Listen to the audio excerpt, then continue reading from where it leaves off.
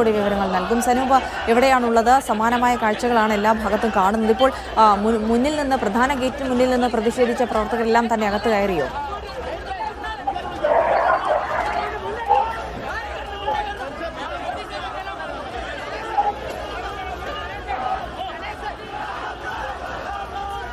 Sanoop,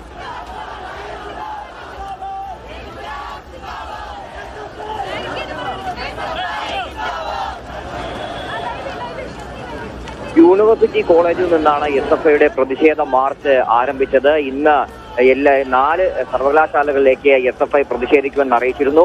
സർവകലാശാലകളെ കാവ്യവൽക്കരിക്കാനാണ് governor Rajendra Vishwanath Arlekar ശ്രമിച്ചുകൊണ്ടിരിക്കുന്നു എന്നുള്ള ആരോപണത്തെ തുടർന്നാണ് ഈ ഒരു പ്രതിഷേധ മാർച്ചുമായിട്ട് SFI എത്തിയത്. പ്രവർത്തകർ, വലിയ വിഭാഗം പ്രവർത്തകർ ഉണ്ടായിരുന്നു.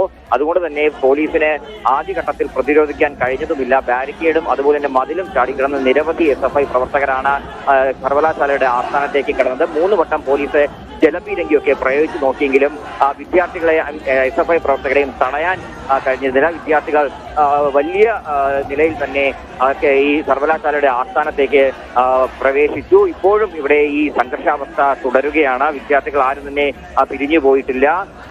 പോലീസ് ഈ സർവകലാശാലയുടെ ആസ്ഥാനത്തേക്ക്, ഈ കെട്ടിടത്തിനകത്തേക്ക് പ്രവേശിക്കാൻ അനുവദിക്കാതെ പോലീസ് വിദ്യാർത്ഥികളെ ഇവിടെ ഈ തടഞ്ഞിട്ടുണ്ട്. DCP 2 തിരുവനന്തപുരം സിറ്റി 2 DCPമാരും ഉൾപ്പെടെ ഇവിടെ വിദ്യാർത്ഥികളെയും SFI പ്രവർത്തകരെയും പ്രതിരോധിക്കുന്നതിന് വേണ്ടി എത്തിയിട്ടുണ്ട്. പക്ഷേ വിദ്യാർത്ഥികളെ ഒന്നും തന്നെ ഇവിടെ നിന്ന് മാറ്റാനോ SFI പ്രവർത്തകരെ മാറ്റാനോ ഇതുവരെയായിട്ടും കഴിഞ്ഞിട്ടില്ല. ഒരു സംഘർഷാവസ്ഥയിലേക്ക് തന്നെയാണ് ഇപ്പോഴും കാര്യങ്ങൾ ചെന്നെത്തി നിൽക്കുന്നത്. വിദ്യാർത്ഥികൾ ഈ കെട്ടിടത്തിനകത്തേക്ക് പ്രവേശിക്കാൻ വേണ്ടി പല വഴികൾ നോക്കുന്നുണ്ട്. കഴിഞ്ഞ ദിവസങ്ങളിലൊക്കെ തന്നെ കണ്ടതാണ് ഈ കേരള സർവകലാശാലയിൽ ഉണ്ടായിട്ടുള്ള ഈ നാടകീയ സംഭവങ്ങൾ. സർവകലാശാലയിൽ തന്നെ 2 രജിസ്ട്രാറെയൊക്കെ നിയമിക്കുന്ന ഒരു നാടകീയ സംഭവങ്ങളൊക്കെ ഉണ്ടായിട്ടുണ്ട്. ഇതെല്ലാം തന്നെ വലിയ രീതിയിൽ വിദ്യാർത്ഥികളെ ബാധിക്കുന്ന പ്രശ്നങ്ങളാണ്. ഇവിടെ ഇപ്പോൾ അക്കാഡമികമായിട്ടുള്ള കാര്യങ്ങളൊന്നും തന്നെ നടക്കുന്നില്ല തുടങ്ങിയ ഒക്കെ അറിയാം.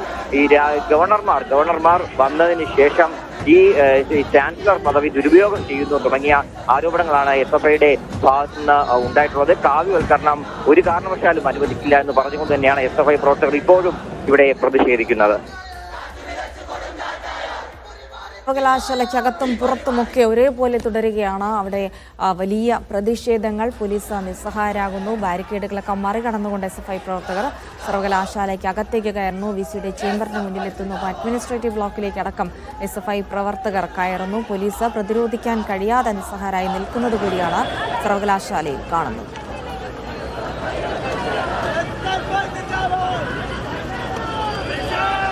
വിജിൻ വായന്തോടിലേക്കാണ്. വിജിൻ, വലിയ പ്രതിഷേധങ്ങൾ തുടരുകയാണ്. ഇനിയിപ്പോൾ പ്രവർത്തകർ പിരിഞ്ഞു പോകാനുള്ള ശ്രമം നടക്കുന്നില്ല, അല്ലെങ്കിൽ പ്രവർത്തകരോട് പിരിഞ്ഞു പോകാൻ പോലീസ് ആവശ്യപ്പെടുന്നുണ്ട്. പക്ഷേ നേതാക്കളൊന്നും അതിന് കൂട്ടാക്കാതെ തന്നെ വലിയ പ്രതിഷേധം തുടരുകയാണോ? എങ്ങനെയാണ് ഈ പ്രതിഷേധം അവസാനിപ്പിക്കുക പോലീസ്?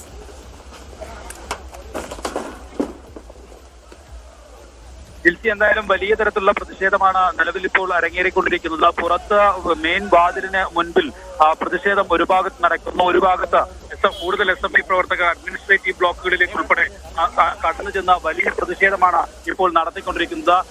ഈ സെനറ്റ് ഹാളിലേക്കും ഒപ്പം തന്നെ വൈസ് ചാൻസലറുടെ ചേംബറിനടുത്തേക്കുമൊക്കെ കൂടുതൽ SFI പ്രവർത്തകർ നിലവിൽ എത്തിയിട്ടുണ്ട്. അങ്ങനെ വലിയ പ്രതിഷേധം, പോലീസിന് പിടിച്ചുമാറ്റി നിർത്താൻ കഴിയാത്ത അത്രയും വലിയ പ്രതിഷേധം പല ഭാഗങ്ങളിലായി നിലവിൽ നടക്കുന്നു.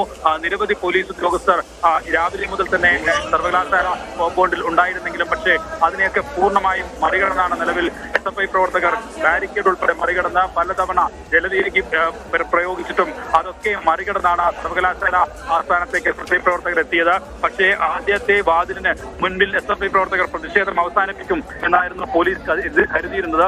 അതുകൊണ്ട് തന്നെ അധികം പോലീസ് ഉദ്യോഗസ്ഥർ ആ ഭാഗത്ത് ഉണ്ടായിരുന്നില്ല. പക്ഷേ അതൊക്കെ മറികടന്ന് SFI പ്രവർത്തകർ നേരെ ഈ മതിൽ ചാടി കടന്നാണ് നിലവിൽ സർവകലാശാല ആസ്ഥാനത്തിനകത്തേക്ക് കടന്നു കയറിയത്. എത്തിയത്. ഇവിടെയുള്ള പ്രതിഷേധമാണ് ഇപ്പോൾ നടന്നുകൊണ്ടിരിക്കുന്നത്. കൂടുതൽ SFI പ്രവർത്തകർ അങ്ങോട്ട് കയറി വലിയ പ്രതിഷേധം സംഘടിപ്പിച്ചുകൊണ്ടിരിക്കുകയാണ്.